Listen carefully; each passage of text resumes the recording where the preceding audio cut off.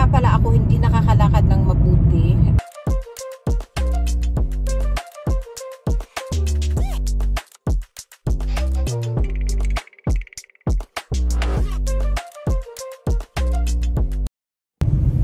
Good morning today. Ayan, kumusta kayo? Kumusta ang ating ano? So malamig na naman ulit ang ating tiempo. Ayan, -8 tayo this morning. Nag-ano na yun, nag-0 na yun. Pero bumalik tayo ng ano. So ayan, papunta po ako ng trabaho. At Sunday po ngayon. Hindi ko alam kung kailan ko ito ma-upload. But anyway, pang umaga tayo. At ganda ng weather. Super sunny. Ayan.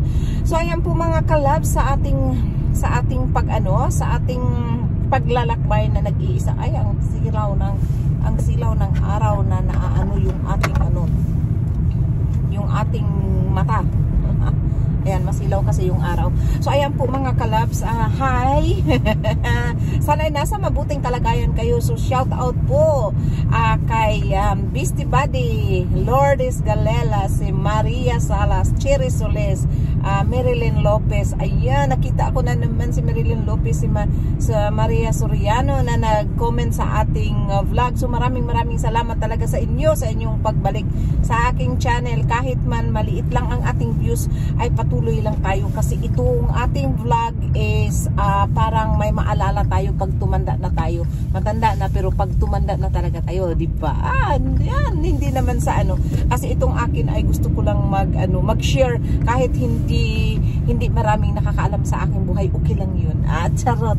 Ayan. So yun po,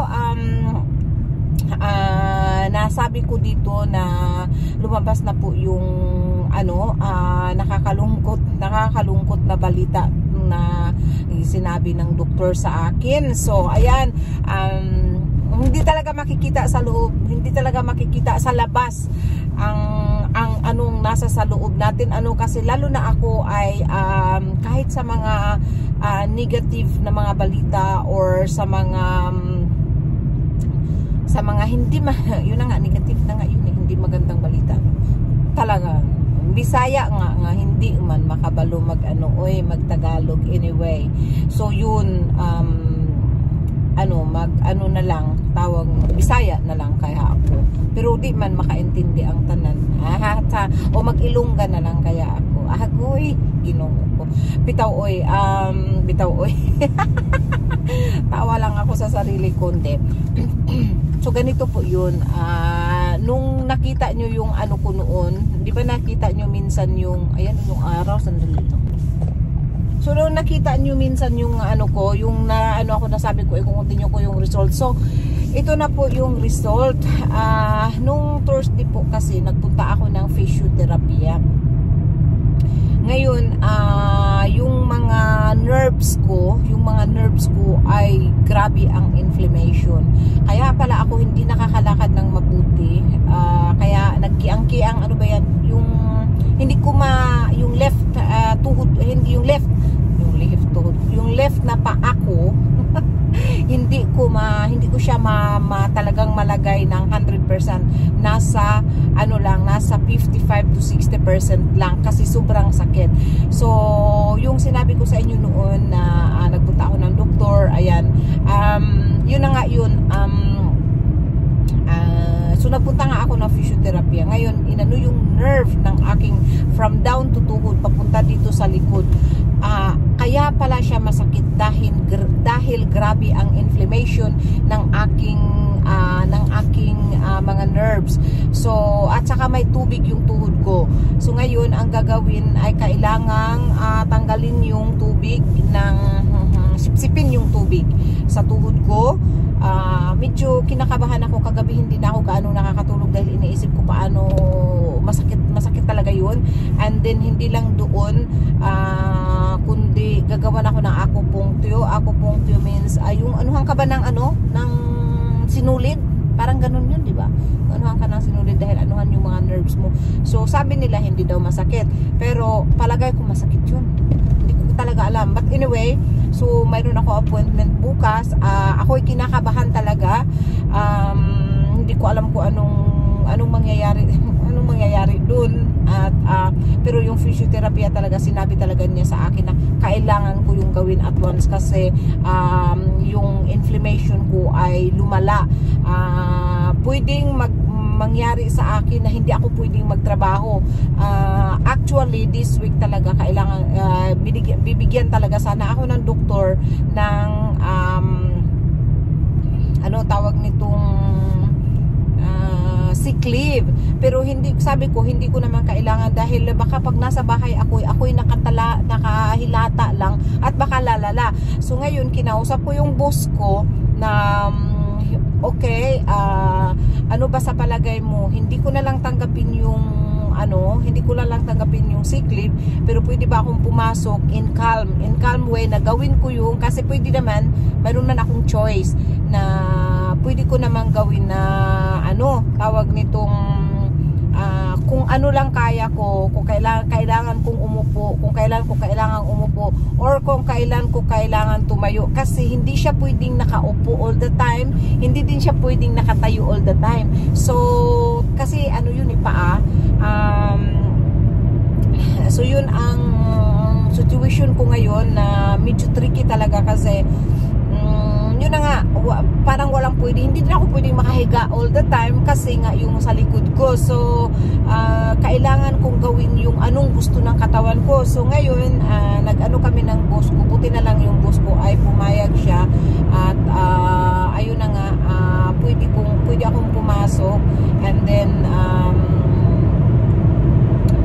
yun, na pwede akong pumasok na yung namin, yung tawag nitong yung trabaho ko ay parang ako ang mag-decide kung anong dapat gawin ko.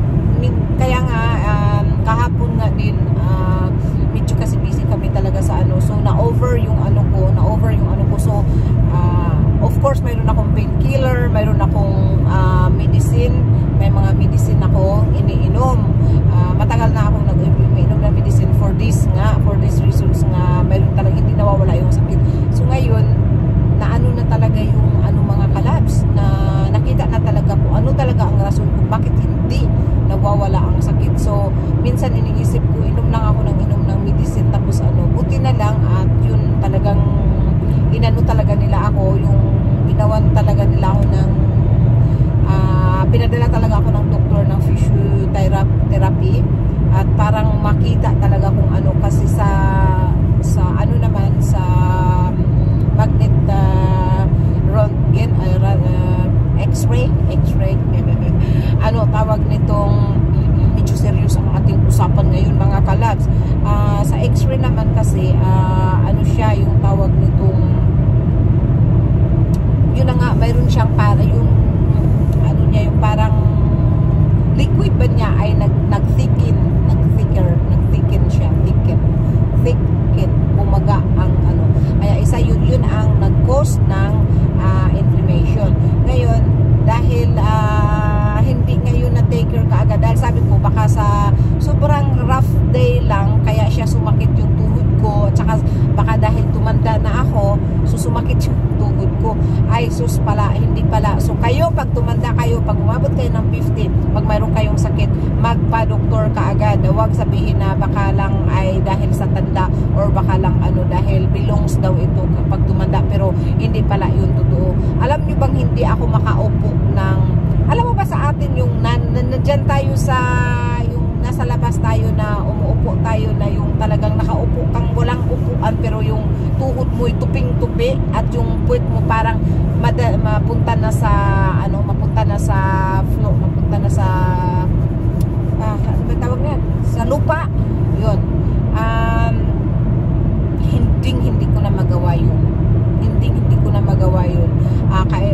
Pag nakaupo ako ng mababa, kailangan talagang yung puwet ko ay nasa floor or ganyan, hindi na ako pwedeng so na mayroon na akong limits kung yung tuhod ko kung hanggang saan. So ang tuhod ko is until 80%, yung 20% hindi ko na kayang gawin yun. At saka yung hindi ko na ma-straight yung tuhod ko pag nakahiga ako 30%. So sabi ng physiotherapy ay hindi daw talaga yun maganda at kailangan daw gawa ng paraan at kailangan daw gamutin dahil pag hindi daw gamutin ay pag lumala daw ay pwede daw hindi ako makalakad. So natakot din ako, syempre nakakatakot din dahil anong tawag nitong kung hindi ka kaya makalakad, so binibiro nga ako ng mga co-worker ko na baka kailangan ko ng kasi pag naglakad talaga ako parang hindi ko maano. Ito nga ngayong nakaupo ako na 15 minutes lang ang upo ko dito sa car ay ito yung tawag nitong masakit na yung likod ko. So limit 5 minutes siguro kaya akong umupo pero kailangan ko nang tumayo after.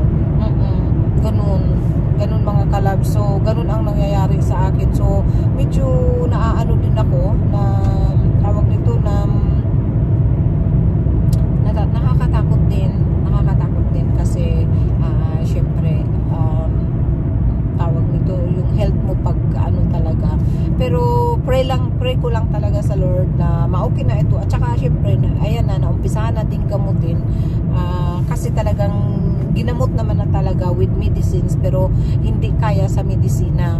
Kailangan talagang ito ang gagawin na tawag nitong ito ang gagawin. So ayun,